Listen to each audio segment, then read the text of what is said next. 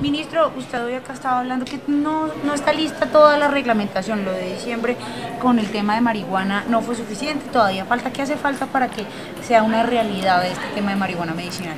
La reglamentación de diciembre estuvo muy enfocada sobre todo en los temas de producción y de licenciamiento, tanto para el tema de semillas como para el tema de cultivos, de transformación y de exportación. Ahora viene la otra parte que no es el tema de producción, sino es el tema de consumo.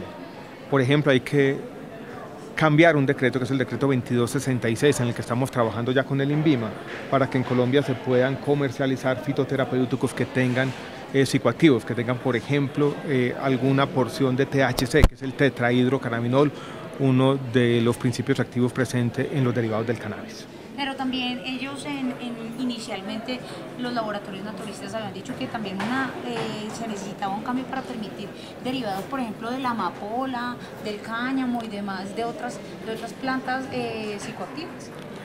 También, pero por ahora nosotros estamos enfocados en los derivados del cannabis, aunque el cambio del decreto 2266 podría incluir, en eso estamos hablando con el INVIMA, también para otras plantas medicinales distintas a la marihuana. Bueno, ministro, usted también habló hoy del tema de la negociación con Novartis. Novartis no aceptó el tema del Glivec. ¿Qué va a pasar? Vamos a dar un poco de contexto. Hace aproximadamente un mes, un grupo, una comisión técnica en el ministerio entregó una recomendación. Y la recomendación que yo acogí plenamente decía que debía haber, antes de declarar una licencia obligatoria, una negociación de precio. Nosotros quisimos hacer la negociación de la manera más transparente, no una negociación a puerta cerrada y con todos los argumentos técnicos sobre la mesa. La semana pasada le presentamos a Novartis una primera propuesta de reducción del precio de aproximadamente el 50%, con todos los argumentos técnicos. La propuesta vino acompañada de un escrito de varias páginas que decía por qué ese precio que estábamos proponiendo era el precio adecuado para restablecer las condiciones de competencia. La misma semana pasada, creo que el día viernes, Novartis manda una comunicación al ministerio diciendo que no quieren entrar en esta negociación y que no aceptan el precio propuesto por el Ministerio de Salud y Protección Social. Eso nos tiene que llevar necesariamente entonces a acoger la otra recomendación y es comenzar a avanzar en un acto administrativo que va a declarar la licencia obligatoria. Esto es, desaparece la patente, lo tendrá que hacer la Superintendencia de Industria y Comercio en su momento y tendremos de nuevo en ese mercado competencia genérica. ¿Cuál era el precio que tenía Glivec acá en Colombia y cuál era el precio que ustedes estaban proponiendo para rebajar? Así es una reducción de aproximadamente el 50%, como ya dije. Nosotros estábamos proponiendo, si mal no recuerdo, $140 por miligramo y el precio que tenía estaba cercano a los $300. Ministro, el gremio de los laboratorios farmacéuticos y multinacionales, AFIDRO, mandó una carta que hacer eso que ustedes están haciendo es violar la propiedad intelectual, inclusive estarían violando normas internacionales y también tratados de libre comercio con Estados Unidos. ¿No teme usted de pronto represalias por parte de la industria farmacéutica? Nosotros hemos hecho una revisión exhaustiva tanto de los tratados de libre comercio como de los diferentes tratados de inversión bilaterales que se han firmado con todos los países, incluido especialmente el tratado de inversión con Suiza. Recuerden que Novartis es una farmacéutica suiza y también de todos y cada uno de los compromisos internacionales del país, incluyendo también, por ejemplo, los compromisos que el país ha venido adquiriendo en su proceso de entrada a la OECD.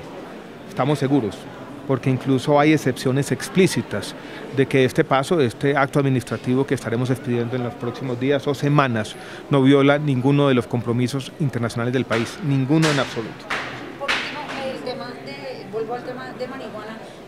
Los gobernadores insisten en el tema de un monopolio estatal y acá los laboratorios naturistas dicen que ellos tienen que hacer parte de ellos, que ellos están llamados a ser estos productores de los derivados del cannabis. ¿Cómo va a ser entonces esa distribución de mercado? No sé si los gobernadores, lo único que yo conozco es una carta que le envió el gobernador de Antioquia, Luis Pérez, al presidente de la República solicitando ese monopolio estatal o monopolio de los departamentos para la producción de derivados del cannabis.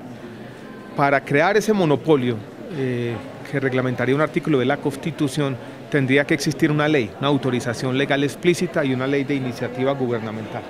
Nosotros no creemos que tramitar esa ley sea conveniente, creemos que en este caso debe existir iniciativa privada mixta y pública. Esto es, no estamos restringiendo de alguna manera la participación del sector público, pero creemos que los monopolios públicos en este caso son claramente inconvenientes. Ministro, pregunta de RCN. ¿Es contradictorio, no es contradictorio retornar las regulaciones con glifosato después de haberlas prohibido? Claramente no, y yo creo que para eso tenemos que volver a los argumentos que dio el Ministerio en su momento cuando se prohibieron las aspersiones aéreas con glifosato. Y los argumentos tenían dos partes. La primera era el conocimiento científico sobre las propiedades carcinogénicas del glifosato, pero el segundo era muy importante, era que la Corte Constitucional nos había dicho en su momento que si en este caso existía cualquier evidencia de daño, y ya existía, por lo que había publicado la Agencia Internacional de Estudios para el Cáncer, teníamos que ordenar la suspensión inmediata de las fumigaciones. En este caso, en las fumigaciones manuales, no se cumple el principio de precaución como lo indicó la Corte.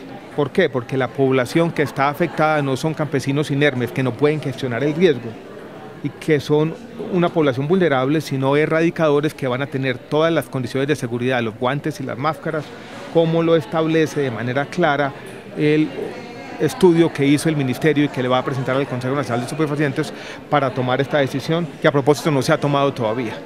Vuelvo y repito, las poblaciones afectadas en un caso y en el otro son muy distintas. Una cosa es fumigar con glifosato, población vulnerable.